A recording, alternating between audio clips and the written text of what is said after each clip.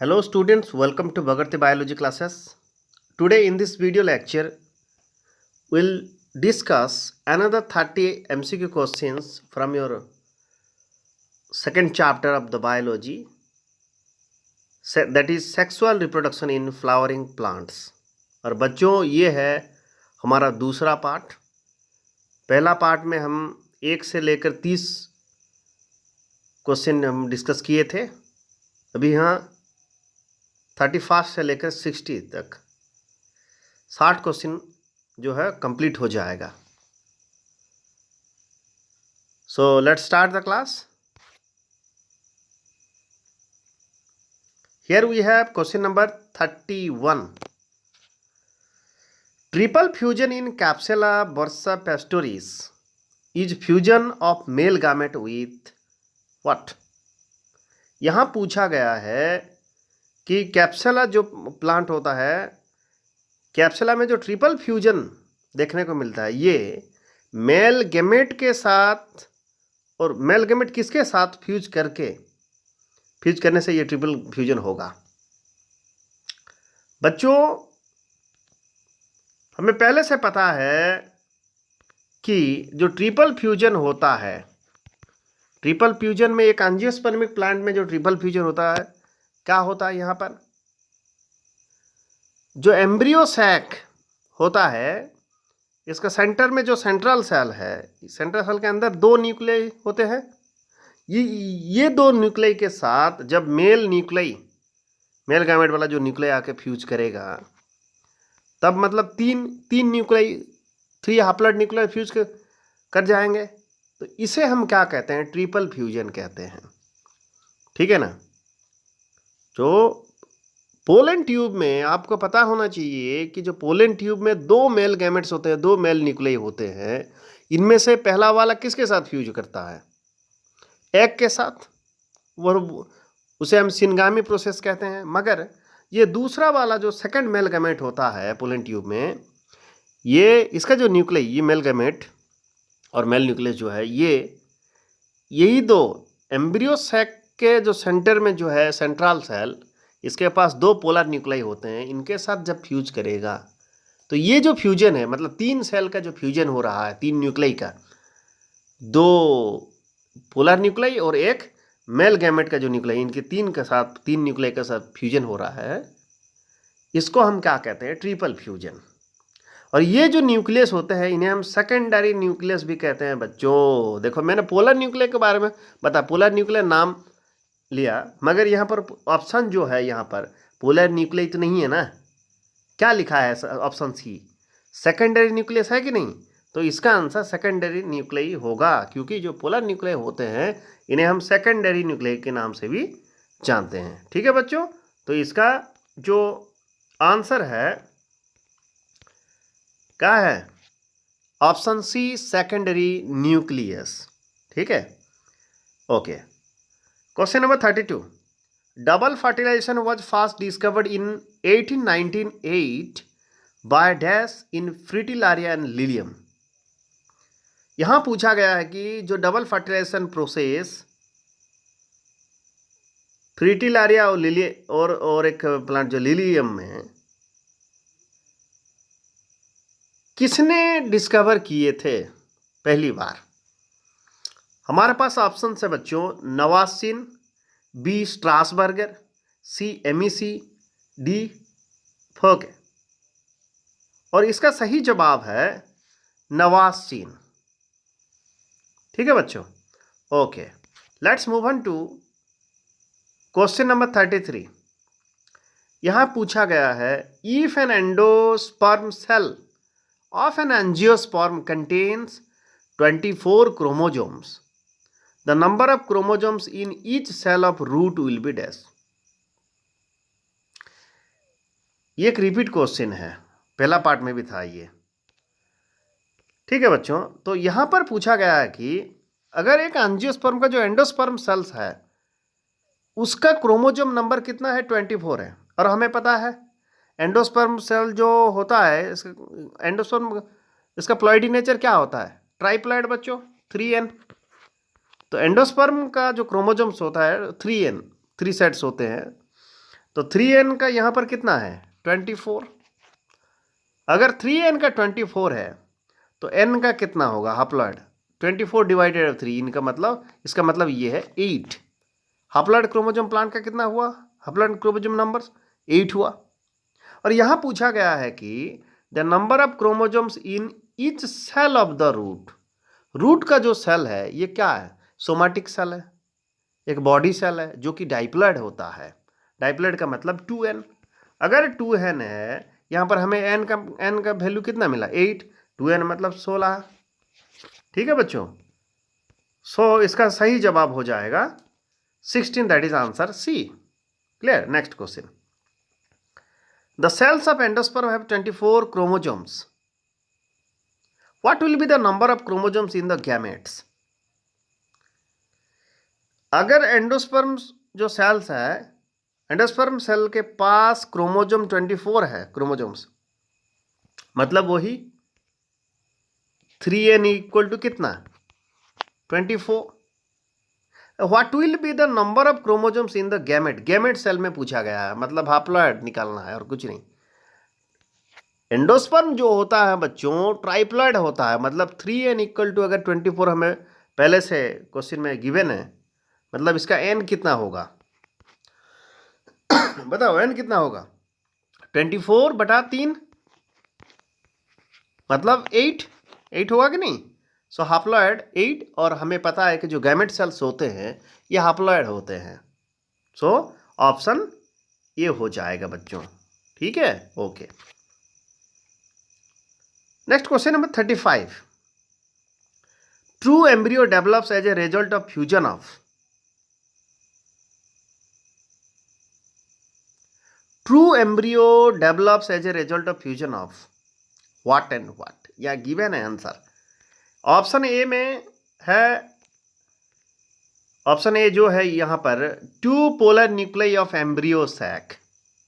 Embryo sac का जो 2 polar nuclei जब फ्यूज करेंगे मतलब इनका जो फ्यूजन होगा एम्ब्रियो होगा। ऑप्शन बी में egg cell and male gamete. Option C synergid and male gamete. Option D है मेल गैमेट एंड एंटीपोडल्स। बच्चों क्या पूछा गया है, ट्रू एम्ब्रियो का डेवलपमेंट। ट्रू एम्ब्रियो का डेवलपमेंट कहां से होता है, जब मेल गैमेट के साथ एग सेल का फ्यूजन होगा।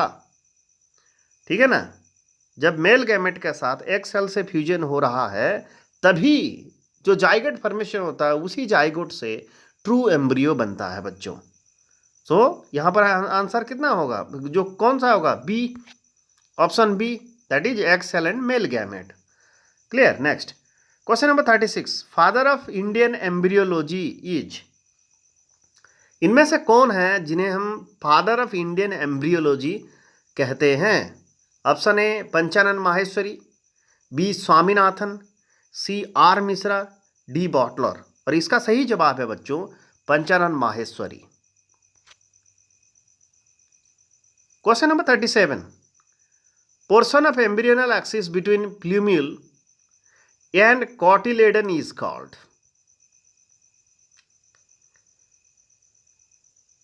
Portion of embryonal axis between plumule and cotyledon is called what. यहां पूछा गया है कि जो प्लूम्यूल होता है और कॉटिलेडन, इनका बीच में जो पार्ट होता है एम्ब्रियोनल एक्सिस का, इसे हम क्या कहते हैं बच्चों। जब सीड जर्मिनेशन होता है तब ऐसे कॉटिलेडन्स निकल कर आते हैं। और ये हो गया क्या, इसका जो टीप है प्लूम्यूल है, ये कॉटिलेडन, नीचे रेडिकल।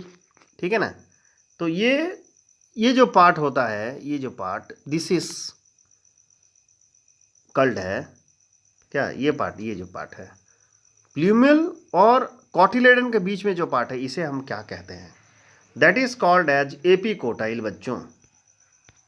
ठीक है, तो क्या है एपिकोटाइल।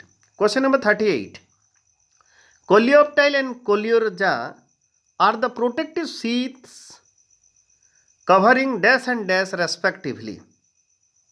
यहां पूछा गया है कि जो कोलियोप्टाइल होता है और कोलियोर्जा होता है, ये दो प्रोटेक्टिव शीथ किसको कवर करते हैं, ठीक है ना।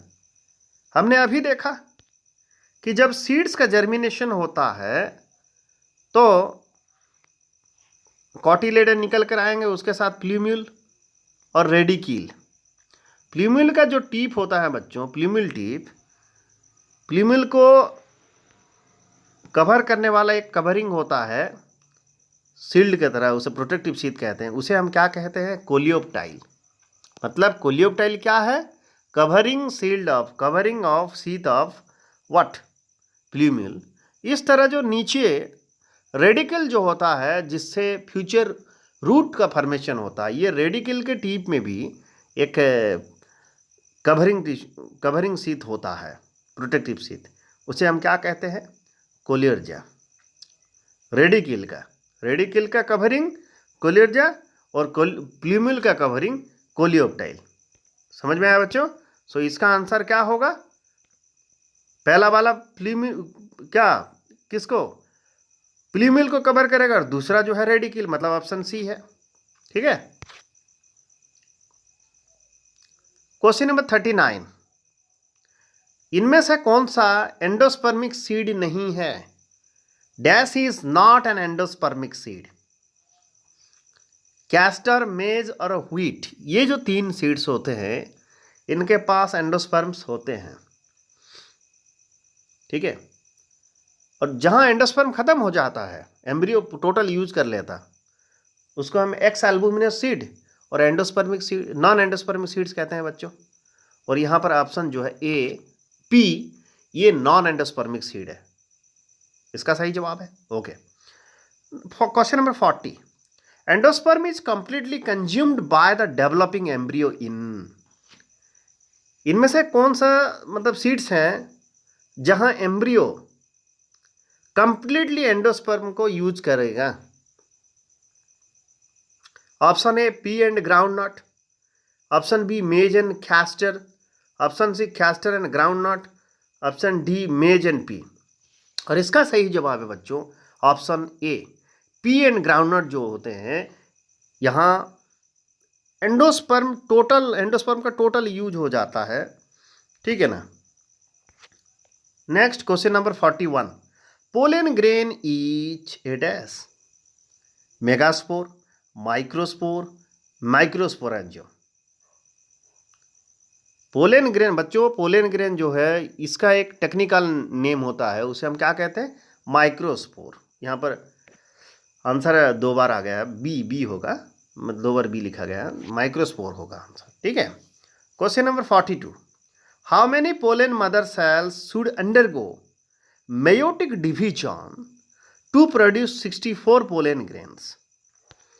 बच्चों ये एक न्यूमेरिकल प्रॉब्लम है, यहां पूछा गया है कि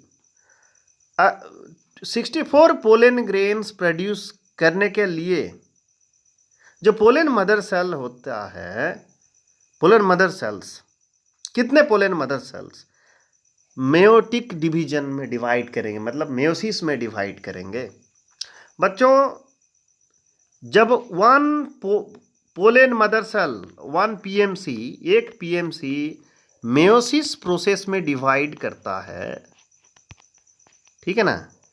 when 1 pollen mother cell divides through meiosis division, it gives rise how many pollen grains, 4 pollen grains बच्चों, ठीक है ना। एक पोलन मदर सेल जब मेयोसिस प्रोसेस में डिवाइड करेगा तो 4 पोलन ग्रेन्स मिलते हैं। यहां पर पहले से लिखा गया है कि 64 पोलन ग्रेन्स मिलना है, तो क्या करेंगे, 64 डिवाइडेड बाय 4, इसका मतलब 16। एक पोलन मदर सेल से 4 निकलते, 4 पोलन ग्रेन्स का फॉर्मेशन होता है, तो 16 डिवाइड करेंगे, तो 16 इंटू 4, 16 इंटू 4 कितना, 64। सो इसका सही जवाब होगा 16, ऑप्शन सी, ठीक है। मतलब 16 pollen grains, pollen mother cell जब मेयोटिक डिवीजन मतलब मेयोसिस डिवीजन में डिवाइड करेंगे तो 64 पोलन ग्रेन्स प्रोड्यूस करेंगे बच्चों। Next question number 43, how many meiotic divisions are required for the formation of 100 pollen grains. यहां पूछा गया है कि अगर 100 पोलन ग्रेन्स का फॉर्मेशन होना है तो कितने मेयोटिक डिविजन्स रिक्वायर्ड होगा, मतलब कितने मेयोटिक डिविजन्स के जरिए 100 पोलन ग्रेन्स का फॉर्मेशन किया जा सकता है। हमने अभी देखा बच्चों प्रीवियस क्वेश्चन में कि जब एक मेयोसिस प्रोसेस में कितने, 4, एक मेयोसिस प्रोसेस में 4 पोलन ग्रेन्स का फॉर्मेशन होता है, तो यहां पर 100 पोलन ग्रेन्स, कितने मेयोसिस डिवीजन होगा, तो 100 डिवाइडेड बाय 4, 100 डिवाइडेड बाय 4, इसका मतलब 25 मेयोटिक डिवीजन में, एक मेयोटिक डिवीजन में मतलब एक मेयोसिस डिवीजन में कितना, 4 पोलन ग्रेन्स, 100 पोलन ग्रेन्स चाहिए तो 25 होगा, क्योंकि 25 इंटू 4 कितना 100 है, इसीलिए बच्चों इसका आंसर हो जाएगा कितना 25। Question number 44, one of the most resistant biological material present in the exine of pollen grain is what? Option A pactocellulose, B sporopollenin, C suberin, D cellulose। बच्चों यहां पर पूछा गया है कि ऐसा कौन सा सब्सटेंस है बायोलॉजिकल मटेरियल जो पोलन ग्रेन के एक्साइन में रहता है जो कि उसको रेजिस्टेंट देता है, ठीक है ना, मोस्ट रेजिस्टेंट बायोलॉजिकल मटेरियल इसे कहते हैं, क्या है answer b, that is sporopollenin. Question number 45, what is the function of germ pore? Germ pore का फंक्शन क्या होता है? बच्चों आप सभी को पता होगा कि जो पोलन ग्रेन होता है इसका वाल, पोलन वाल जो होता है 2 लेयर से बना होता है, आउटर जो होता है एक्साइन, इनर जो होता है इंटाइन। मान के चलो ये इंटाइन है और सपोज बच्चों ये है एक्साइन, ये है एक्साइन, ओके। यहां देखो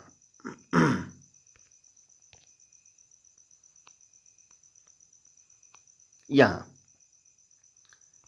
इस जगह पर इंटाइन के ऊपर जो एक्साइन है, देखो एक्साइन जनरली क्या होता है, एक्साइन जो होता है थिक लेयर होता है। एक्साइन पोलन वॉल का जो एक्साइन होता है लेयर थिक वॉल होता है और इंटाइन जो है थिन लेयर होता है यूजुअली। मगर ऐसा जगह होते हैं, कहाँ ऐसा जगह होते हैं जहाँ एक्साइन पतला सा होता है, आउटर लेयर पतला सा होता है, मतलब इंटाइन की तरह। यहाँ पर देखो राउंड के अंदर, तो ये जो जगह है पोलन ग्रेन के ऊपर जिसे हम जार्म पोर कहते हैं, क्या कहते हैं, जार्म पोर, ठीक है ना बच्चों। तो ये जार्म पोर है, इसका फंक्शन क्या है, इसके अंदर यहाँ पर मैंने बताया कि जो जार्म पोर है ये एक्साइन जब थिन रहता है इसी जगह को ये जार्म पोर कहते हैं, और इसके अंदर इसके नीचे क्या है, वही इंटाइन है। जब जर्मिनेशन पोलिनेशन के बाद जब स्टिग्मा के ऊपर जर्मिनेशन पोलन जर्मिनेशन होता है, उस दौरान क्या होता है बच्चों, यही जर्म पोर से ही इंटाइन ऐसे निकल कर आके एक ट्यूब बनाता है, इसे हम क्या कहते हैं, पोलन ट्यूब कहते हैं, ठीक है ना।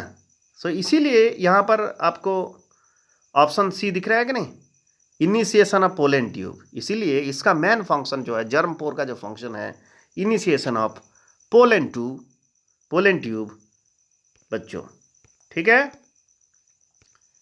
Okay. Next question number 46, days of the pollen grain divides to form 2 male gametes.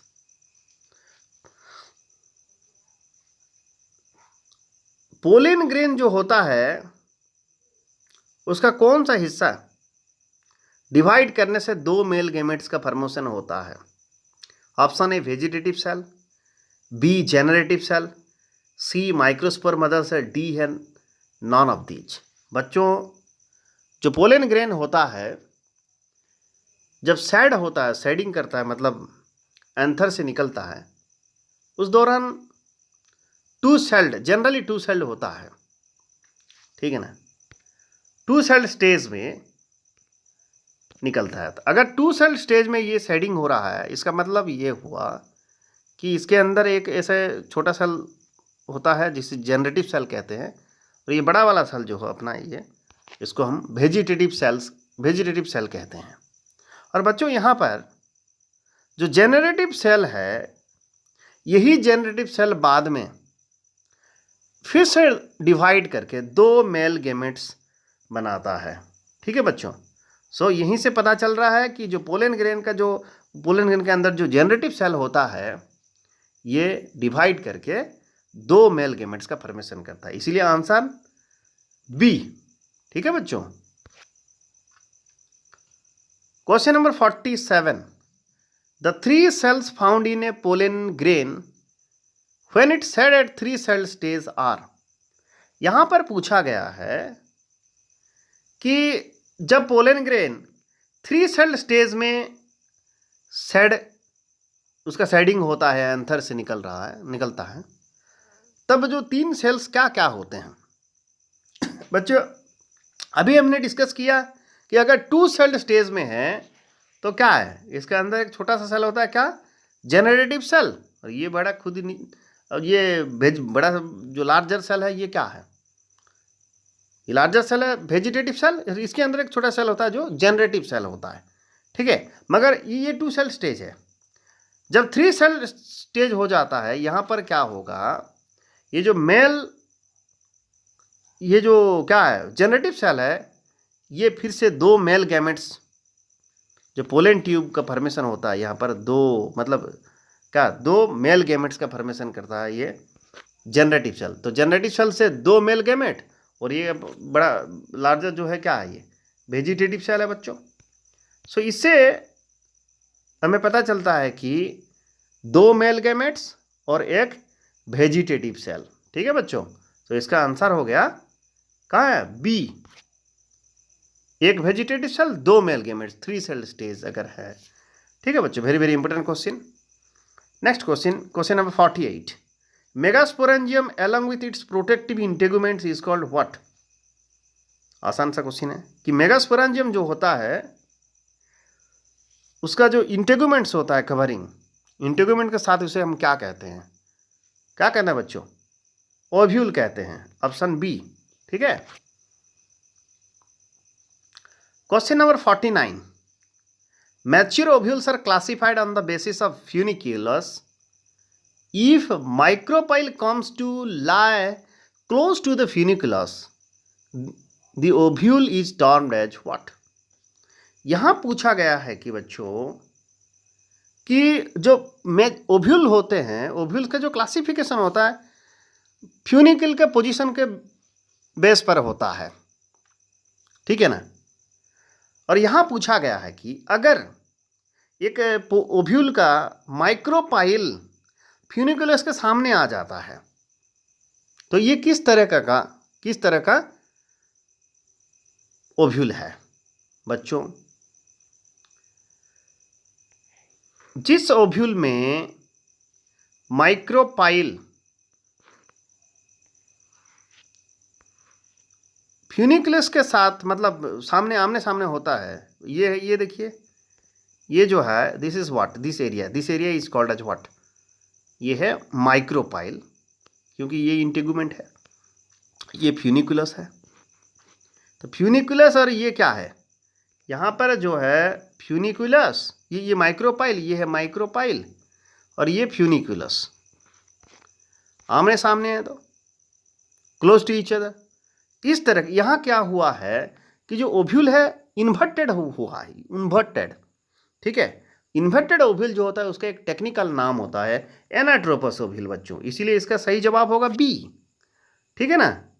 तो बी है एनाट्रोपस ओव्यूल एक ऐसा ओव्यूल है जहाँ माइक्रोपाइल और फ्यूनिकुलस आसपास होते हैं, मतलब क्लोज टू ईच अदर होते हैं। ठीक है। Next question number 50। When micropyle, chalaza and hilum lie in straight line, the ovule is said to be what? यहाँ भी वही ओव्यूल के टाइप, किस टाइप का ओव्यूल है पूछा गया है बच्चों। जब माइक्रोपाइल, चलाजा एंड हाइलम एक स्ट्रेट लाइन में रहेंगे तो इस तरह का ओव्यूल का टेक्निकल नाम क्या होगा बच्चों। स्ट्रेट ओव्यूल्स जो होते हैं, यहाँ पर क्या होता है, मान के चलो ये ओव्यूल है, ये इंटेगुमेंट्स है। यहाँ पर ये जो पार्ट है ये क्या है, माइक्रोपाइल, ये चलाजल रीजन, उसके नीचे जो पार्ट रहता है जहाँ जो फ्यूनिकल का अटैचमेंट हुआ है उसे हम हाइलम कहते हैं। ठीक है, मान के चलो यहाँ पर हाइलम है, ये एच हाइलम है बच्चों। ठीक है, हाइलम क्या है, connection point with in ovule body and जो फ्यूनिकल स्टक होता है ना, फ्यूनिकल स्टक उसके साथ ओव्यूल बॉडी के जहाँ कनेक्शन हुआ उसे हम हाइलम कहते हैं। तो जब ये तीन ही लाइन में, तीन ही माइक्रोपाइल, चालाजा और हाइलम एक लाइन में ऐसे एक एक्सिस में रहेंगे, मतलब स्ट्रेट लाइन पर रहेंगे, तो इस तरह का जो ओव्यूल है स्ट्रेट ओव्यूल है, जिसका टेक्निकल नाम है बच्चों ऑर्थोट्रोपस ओव्यूल। ठीक है, क्या है, ऑर्थोट्रोपस ओव्यूल। सो इसका सही जवाब हो जाएगा बी। ठीक है बच्चों, तो ऑर्थोट्रोपस ओव्यूल एक ऐसा ओव्यूल है जहां माइक्रोपाइल, चलाजा और हाइलम एक ही स्ट्रेट लाइन में रहेंगे। ठीक है। Next question number 51। Fragrant flowers with well developed nectaries are an adaptation for what type of pollination. बच्चों यहाँ पर पूछा गया है कि जो फ्रेग्रेंट फ्लावर्स होते हैं, इनके पास नेक्टर होते हैं, जो मधु नेक्टर, सो इस तरह का जो फ्लावर होता है इसमें किस तरह का, किस टाइप का पॉलिनेशन देखने को मिलेगा। अगर फ्लावर के पास नेक्टर है, मीठे जूस है, जो जिसको चाहिए होता है, इंसेक्ट्स को चाहिए वो कि नहीं, इसीलिए इंसेक्ट क्या होता है, अट्रैक्ट हो जाते हैं बच्चों। अगर अट्रैक्ट होंगे इंसेक्ट्स तो ये जो पॉलिनेशन, अगर इंसेक्ट के जरिए पॉलिनेशन हो रहा है, इसे हम क्या कहते हैं, एंटोमोफिली। पॉलिनेशन बाय एंटोमोफिली क्या होता है, पॉलिनेशन बाय इंसेक्ट। तो इसका ऑप्शन हो गया एंटोमोफिली, सी। ठीक है। Pollen kit is generally found in, pollen kit कहाँ देखने को मिलेगा। Option a anemophilous flower, option b entomophilous flower, option c ornithophilous flower, option d malacophilous flower. बच्चों जो पोलन ग्रेन होता है कहाँ, इंसेक्ट पॉलिनेटेड फ्लावर का, इंसेक्ट पॉलिनेटेड फ्लावर का जो पोलन ग्रेन्स होता है, इसके चारों ओर एक ऑयली सब्सटेंस रहता है और इसका फंक्शन क्या है, अटैचमेंट। इंसेक्ट के पैर में लग जाना, अटैच हो जाना, जिससे पॉलिनेशन आसान होगा, इसका ये फंक्शन है कुछ। इसीलिए इंसेक्ट से पॉलिनेशन जो होगा, मतलब क्या, entomophily. So entomophily, insect pollinated flowers in जो होते हैं, इनके जो पोलन ग्रेन्स होते हैं, पोलन ग्रेन के चारों ओर, पोलन ग्रेन्स के चारों ओर एक ऑयली लेयर ऑफ सब्सटेंस देखने को मिलता है, उसे हम पोलन कीट कहते हैं बच्चों। ठीक है ना। ओके, सो इसका आंसर हो गया entomophilous flower, that is B. Next question number 53। Which of these is a condition that makes flowers invariable autogamous? इनमें से कौन सा वो कंडीशन है जिसके वजह से फ्लावर मतलब ऑटोगामस हो जाता है, उसमें ऑटोगामी यानी कि सेल्फ फर्टिलाइजेशन होता है, मतलब क्रॉस पॉलिनेशन नहीं होगा, होने नहीं देगा। Option a dioecy, b self incompatibility, c cleistogamy, d xenogamy. बच्चों पहला पार्ट में हमने देखा था कि क्लिस्टोगामी जो होता है क्लोज्ड फ्लावर्स होते हैं। अगर फ्लावर क्लोज्ड है मतलब इनका जो स्टिग्मा और जो एंथर्स एक्सपोज नहीं है, जिसके वजह से क्या होगा कि जो पोलन ग्रेन्स बाहर नहीं जा सकते, फ्लावर का बाहर नहीं जा सकते। ठीक है, अगर बाहर नहीं जा सकते तो क्या क्रॉस पॉलिनेशन का सवाल भी नहीं है। ठीक है ना, मतलब ये जो क्लिस्टोगामस फ्लावर होते हैं, क्लोज्ड फ्लावर होते हैं, यहां पर ऑटोगामी होगा, मतलब ओनली सेल पॉलिनेशन। ठीक है, सो इसीलिए कौन सा कंडीशन है ये, option c, that is your cleistogamy. Question number 54, heterostyly as a contrivance for cross pollination is found in. यहां पूछा गया है कि क्रॉस पॉलिनेशन के लिए एक डिवाइस जिसे हम कंट्रीवांस कहते हैं, एक डिवाइस है हेटेरोस्टाइली। एक ऐसा कंडीशन है हेटेरोस्टाइली, इनमें से कौन सा प्लांट में देखने को मिलेगा, कौन सा फ्लावर में? एक option a Pennisetum, b impatiens, c primula vulgaris, d oenothera. बच्चों हेटेरोस्टाइली का मतलब क्या है? हेटेरोस्टाइली मतलब जो आपको पता होना चाहिए, स्टाइल। अगर ये एक क्या है, कार्पेल होता है, फीमेल पार्ट, गाइनोसियम का कार्पेल है, ये क्या है, स्टिग्मा। ये जो स्टॉक है इसे हम स्टाइल कहेंगे, ये ओवरी है। ठीक है ना, ये जो स्टाइल है, फ्लावर्स जो ये एक ऐसा प्लांट है, इनमें से प्राइमुला वल्गारिस, इसमें क्या होता है, फ्लावर्स के जो स्टाइल होते हैं हेटेरोस्टाइली होते हैं, डिफरेंट से लेंथ और डिफरेंट होते हैं, छोटा बड़ा रहते हैं, जिसके वजह से क्या होगा, सेल पॉलिनेशन नहीं हो पाएगा।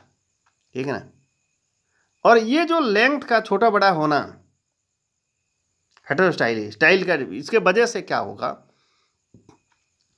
क्रॉस पॉलिनेशन पॉसिबल होता है। ठीक है बच्चों, और ये प्राइम रोज फ्लावर कैटेगरी में देखने को मिलता है हेटेरोस्टाइली। तो यहाँ पर प्राइमुला वल्गारिस एक प्राइम रोज कैटेगरी फ्लावर है, इसीलिए इसका ऑप्शन सी सही जवाब है। Question number 55, the part of gynoecium that determines the compatible nature of pollen is what? आसान सा क्वेश्चन है बच्चों। गाइनोसियम का कौन सा पार्ट है जो कि डिटरमाइन करता है कि एक पोलन ग्रेन कंपैटिबल है या नहीं, फर्टिलाइजेशन प्रोसेस के लिए कंपैटिबल है या नहीं?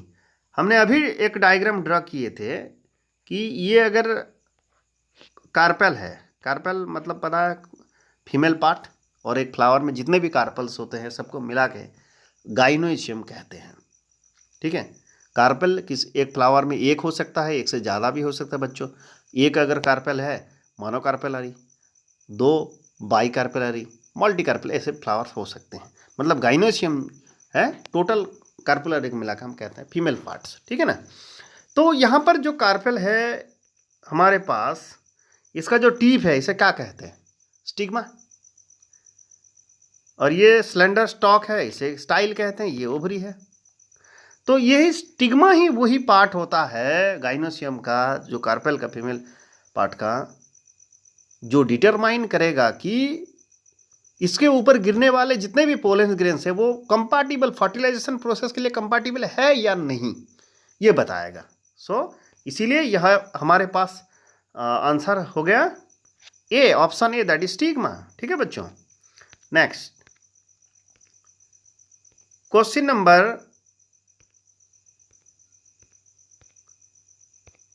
56, यहां पूछा गया है कि part of the gynoecium which receives pollen is called.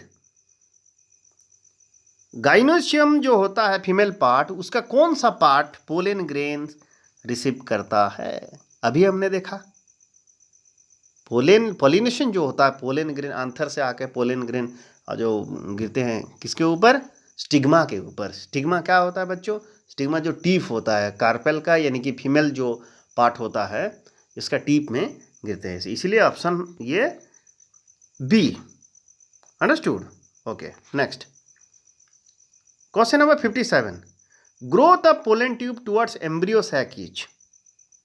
जो पोलन ट्यूब होता है जर्मिनेशन के दौरान क्या होता है, एम्ब्रियो सैक, पोलन एंट्री जब होगा, पोलन ट्यूब का जो एंट्री होता है ओव्यूल के अंदर embryo sac towards embryo sac, इसका जो मूवमेंट है किस तरह का होता है, on the basis of chemical. ठीक है बच्चों, केमिकल से और ये मूव करता है, इसीलिए इसका जो मूवमेंट है उसे हम केमोट्रॉपिक मूवमेंट कहते हैं। पोलन ट्यूब का जो स्टाइल के अंदर जो मूव होना एम्ब्रियो सैक के ओर, उसे हम केमोट्रॉपिक मूवमेंट कहते हैं। ठीक है, इसलिए ऑप्शन ए सही है।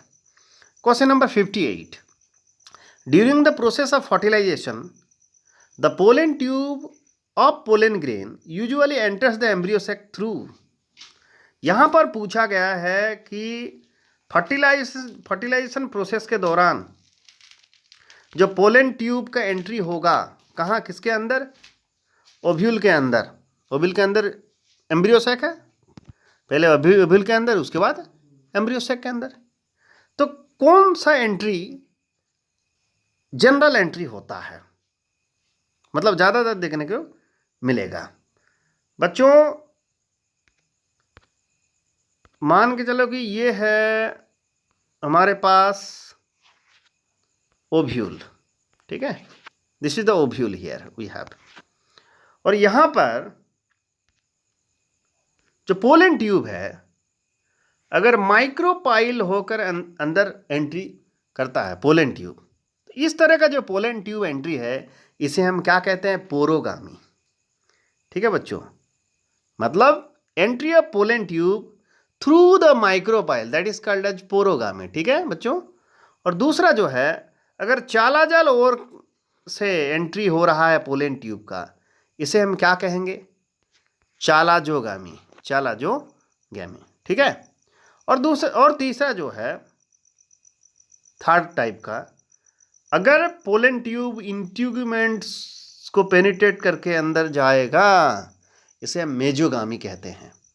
ठीक है बच्चों, सो इनमें से कौन सा जनरल होता है, यूजुअली देखने को मिलता है, जो है थ्रू माइक्रोपाइलर रीजन, माइक्रोपाइल होकर, जिसे हम पोरोगामी टाइप ऑफ पोलन एंट्री भी कहते हैं बच्चों। सो यहाँ पर हमारे पास ऑप्शंस हैं, क्या है, ए इंटेगुमेंट, बी न्यूसेलस, सी चालाजा, और डी है जो माइक्रोपाइल। ठीक है, तो ये है कॉमन टाइप ऑफ और general type of pollen entry. ठीक है, इसलिए ऑप्शन है micropyle. Next question number 59, fusion of one of the male gametes with egg nucleus is referred to as what. यहां पूछा गया है बच्चों कि पोलन ट्यूब में दो मेल गैमेट्स रहते हैं, इन्हीं दो मेल गैमेट से एक मेल गैमेट जब एग न्यूक्लियस के साथ फ्यूज करता है, इस प्रोसेस का नाम क्या है, इसे हम क्या कहते हैं। ऑप्शन ए है यहाँ पर जनरेटिव फर्टिलाइजेशन, बी सिनगामी, सी वेजिटेटिव फर्टिलाइजेशन, डी है बोथ ए एंड बी। और इसका सही जवाब है बच्चों डी, क्योंकि इसे हम जनरेटिव फर्टिलाइजेशन भी कहते हैं, उसके साथ साथ सिनगामी भी कहते हैं। ठीक है ना, समझ में आया। एक पहला मतलब एक मेल गैमेट के साथ एग का फ्यूजन, इसे क्या कहते हैं, जनरेटिव न्यू फर्टिलाइजेशन और सिनगामी। उसके साथ साथ ये भी याद रखो कि जो सेकंड वाला मेल गैमेट होता है, ये जब पोलर न्यूक्लियाई के साथ फ्यूज करते हैं, इसे हम ट्रिपल फ्यूजन कहते हैं बच्चों।